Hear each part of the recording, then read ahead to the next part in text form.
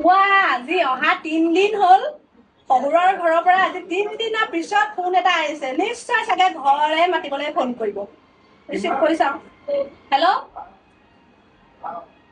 just শুই উঠিছোহে এতিয়া বহি আছো বাহিৰত এই চাহ তাহ দিয়াই নাই মায়ে চাহ বনাবহে এতিয়া ল'ৰাটোলে মনত পৰিছে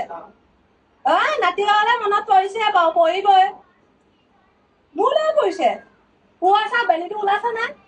ওলাইছে বাৰু সেই মোলৈ মনত পৰিছে নে কি মই গম পাইছো নাতিৰলৈ মনত পৰিছে নেকি সেইটোও গম পাইছো ঘৰৰ কামকেইটা দুয়োজনীয়ে কৰিবলৈ পাইছ যে সেইকাৰণে আকৌ হয় নাই এতিয়া কয় নহয় আগতে ঘৰত কি কাম আছে দিনটো খাই থাকো মই বহি থাকো শুই থাকো হয় নাই